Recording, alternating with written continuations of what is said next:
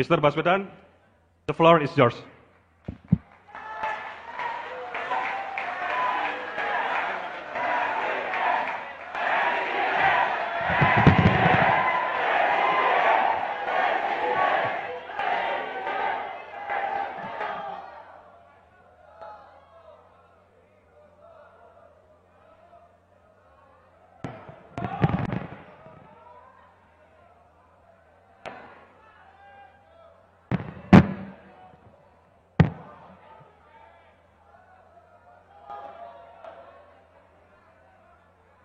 Yang saya hormati Ketua Majelis Syuro Bapak Profesor Dr. Amin Rais, semoga beliau selalu diberikan kesehatan, dipanjangkan umurnya, dan dimudahkan dalam seluruh perjuangan dakwahnya.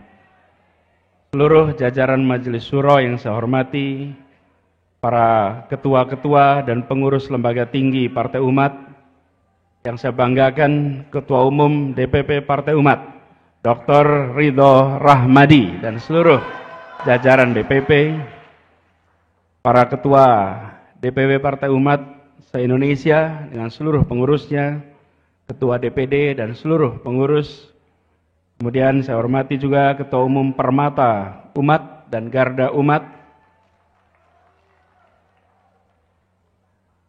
para kader, para simpatisan dan tokoh-tokoh yang hadir di sini. Ada Ustadz Sambo, Pak Chandra Wijaya, Bapak MS Ka'ban, Pak Sabri Saiman, Ibu Ustazah Nurdiati, dan semuanya saja yang tidak disebut nama satu persatu.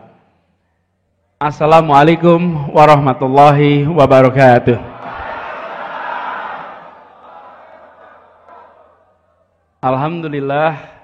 Alhamdulillahilladzi arsala rasulahu bil huda wa dinil haq liyudhhirahu ala dini kullihi wa kafa billahi syahidah. Asyhadu an la ilaha illallah wa asyhadu anna Muhammadan abduhu wa rasuluh. Allahumma sholli ala sayyidina Muhammad wa ala alihi wa ashabi ajmain. Amma ba'du. Bapak Ibu sekalian, izinkan saya menyampaikan rasa syukur. Ketika 2 pekan yang lalu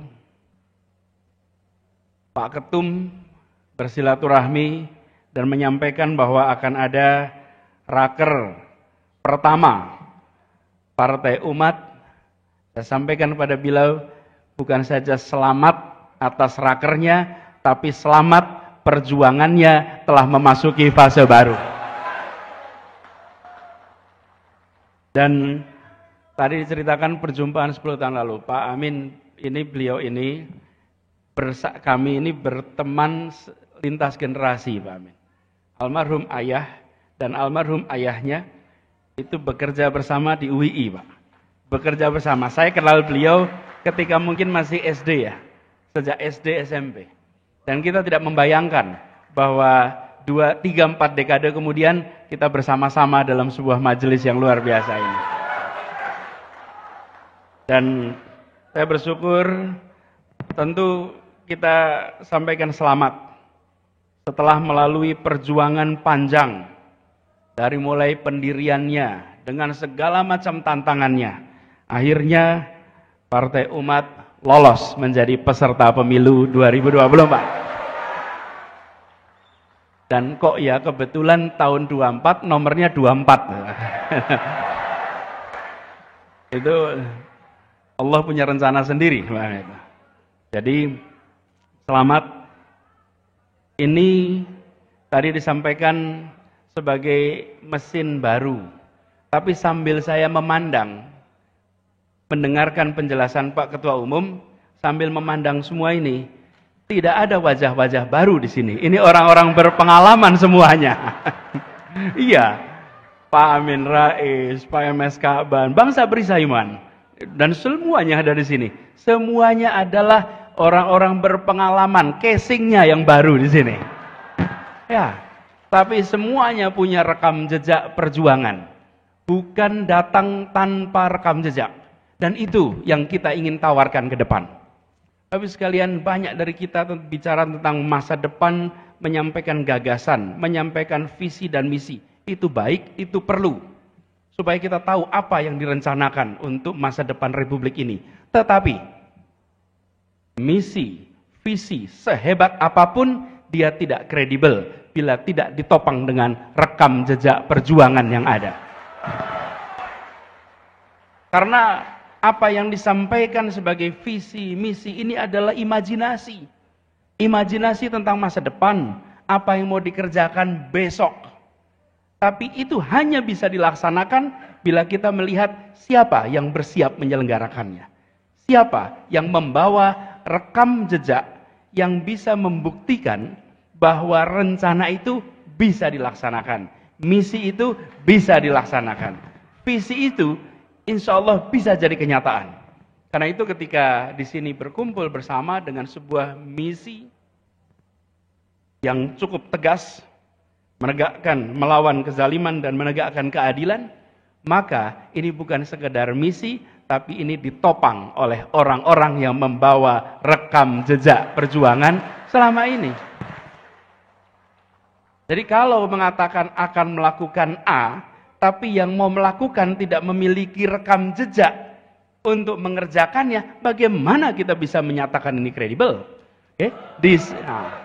Karena itulah yang perlu didorong adalah justru menjelaskan bahwa yang membawa misi ini, yang mengemban misi ini adalah mereka-mereka yang memiliki rekam jejak yang kredibel. Dan ini sesungguhnya yang perlu didorong sekarang. Banyak di antara kita hanya membandingkan rencana. Rencana bisa dibuat seindah mungkin, tapi rencana itu adalah imajinasi. Itu adalah khayalan soal masa depan. Tetapi rekam jejak bukan khayalan. Rekam jejak adalah kenyataan. Itu yang membedakan.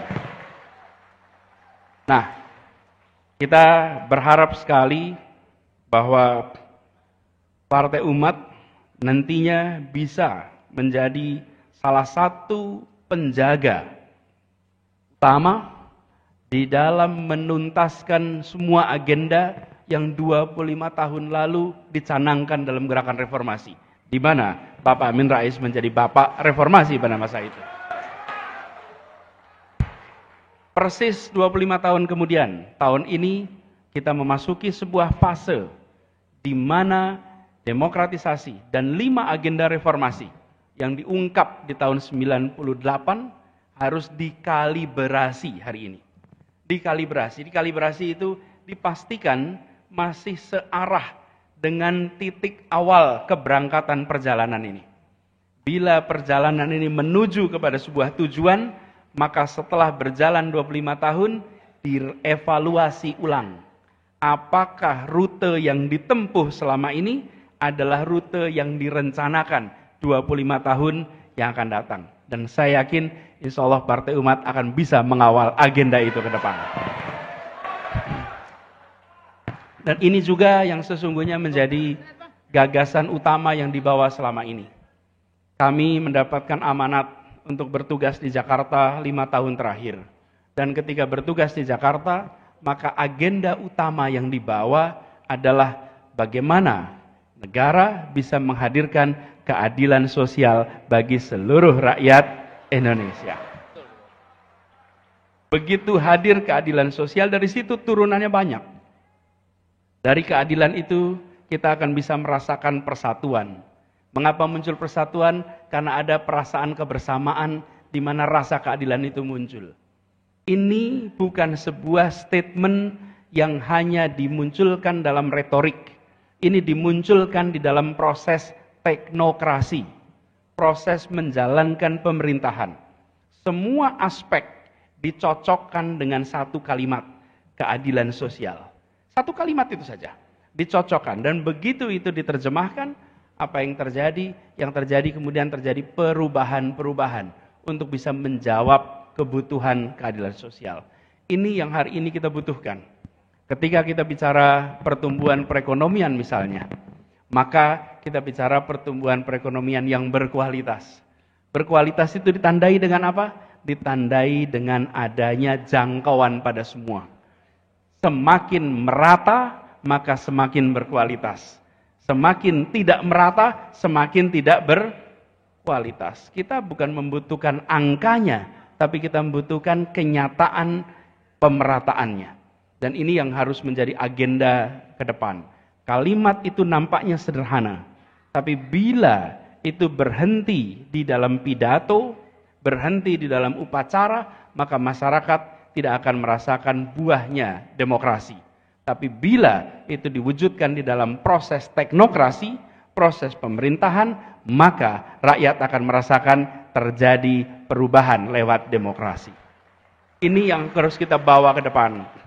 Dan kita menyaksikan bahwa perjalanan selama beberapa dekade ini, arah dari kebijakan kita seringkali tidak menempatkan prinsip keadilan sosial sebagai prinsip prioritas di dalam pengambilan keputusan. Di sektor apapun, kalau kita perhatikan, keadilan sosial tidak menjadi prioritas utama. Dia diungkapkan, dia dikatakan, tapi dia tidak dijadikan praktek keseharian. Ini yang sudah harus menjadi agenda ke depan. Jadi, membaca moto Partai Umat, saya menyaksikan insya Allah perjuangan dari mereka-mereka yang punya rekam jejak ini akan mempercepat hadirnya keadilan di Indonesia. Dan ini juga yang kemudian menjadi PR bagi semuanya. Bahwa kita ingin ada kesetaraan kesempatan, kesetaraan di muka hukum, memastikan bahwa di Republik ini semua setara. Itulah sebabnya kita berharap sekali perjuangan ini akan bisa direspon oleh masyarakat. Kami yakin kalau melihat suasana yang ada sekarang di luar, suasana di luar adalah suasana yang menginginkan perubahan untuk hadirnya keadilan. Ini suasananya. Tapi suasana ini harus direspon dengan benar, direspon dengan baik, supaya kita bisa mengawal agenda itu menjadi kenyataan. Tantangan tidak kecil, tapi kita tidak boleh cengeng, kita tidak boleh berharap tidak ada tantangan. Di dalam sejarah perjuangan selalu ada tantangan. Tidak ada perjuangan yang tanpa tantangan, akan selalu ada. Justru penting sekali dari kita dari awal menyadari ketika perjalanan itu mendaki, maka dia akan membutuhkan energi yang ekstra. Ketika jalanan itu berliku, maka kita tahu akan banyak rintangan di tengahnya. Tapi kalau kita mau pilih jalan yang nyaman, jalan yang menghemat energi, pilih jalan turun dan mendatar. Tapi jalan turun dan mendatar tidak mengantarkan kemana-mana. Perjalanan mendaki itu mengantarkan kepada puncak-puncak baru keberhasilan semuanya. Jadi kalau di Partai Umat ini banyak tantangannya, artinya sedang jalan mendaki, Pak. Kalau jalannya itu menurun, itu santai, nggak ada tantangan, Pak. Kalau santai, ringan gitu, ini berarti jalan lagi turun. Jalan turun itu tidak kemana-mana. Tapi kalau lagi mendaki, yakinlah walaupun gelap, ini akan sampai kepada puncak-puncak baru. Bapak-Ibu sekalian yang saya hormati, kita berharap hadirnya Partai Umat juga menjawab tantangan-tantangan perubahan ke depan. Ketika kita memperhatikan tantangan ke depan, maka umat, Partai Umat yang membawa nama umat, kita harus menjawab perubahan zaman. Umat Islam bukan saja menjawab tantangan yang dihadapi oleh umat Islam, tapi harus bisa menjawab dan memberikan jawaban atas tantangan yang dihadapi umat manusia. Umat Islam harus menawarkan jawaban bagi tantangan yang dihadapi oleh umat manusia. Kebanyakan kita menghabiskan energi hanya memikirkan bagaimana menjawab tantangan umat Islam. Itu penting dan tidak dilupakan. Tapi kita harus perluas, apalagi dengan ada Partai Umat ini. Artinya mewakili sebuah komponen penting. Tantangan luar biasa. Ada tantangan objektif umat manusia, mulai dari climate change, perpindahan penduduk dari desa ke kota, masalah hunian, berbicara lagi perkembangan teknologi, ada artificial intelligence, ada bioteknologi, yang semuanya mendatangkan kesempatan tapi juga membawa risiko. Dan juga kesenjangan kesenjangan untuk mendapatkan akses atas kemudahan dan kemajuan itu semua. Kemudian tantangan kesehatan. Partai Umat hadir di masa pandemi. Bagaimana tantangan kesehatan yang luar biasa besar. Kita akan ketemu di tahun-tahun ke depan jumlah populasi masyarakat dunia yang warga lansianya jauh lebih besar daripada sejarah umat manusia sepanjang masa. Belum pernah dalam perjalanan umat manusia punya proporsi lansia yang sebesar sekarang. Ini adalah tantangan-tantangan umat manusia yang kalau kita hadir di dalam kancah ini, maka umat harus siap dengan jawaban untuk tantangan yang dihadapi oleh umat manusia. Nah, kenapa ini penting? Karena Partai Umat menyebut soal politik gagasan. Partai Umat menyatakan politik gagasan sebagai pegangan, bukan sekedar hadir membawa prinsip moralitas, hadir membawa platform keumatan, tapi juga hadir sebagai sebuah partai yang membawa gagasan. Di depan sana ada menu besar yang mudah-mudahan nanti Partai Umat akan hadir memberikan jawaban. Dan kita menyaksikan pemimpinnya seorang cendekiawan, pendirinya tokoh cendekiawan yang punya rekam jejak luar biasa. Insya Allah dari sini muncul jawaban-jawaban untuk kemajuan umat manusia. Dari umat Islam kepada umat manusia. Ini yang harus kita berikan sama-sama. Bapak Ibu sekalian saya hormati, izinkan saya mengakhiri dengan sekali lagi mengucapkan selamat. Dan sekaligus kita saling mendoakan. Perjalanan kita masih panjang. Berliku mendaki. Siap kita bekerja bersama, bergandeng tangan, kita congsong perubahan untuk Indonesia yang lebih baik. Assalamualaikum warahmatullahi wabarakatuh.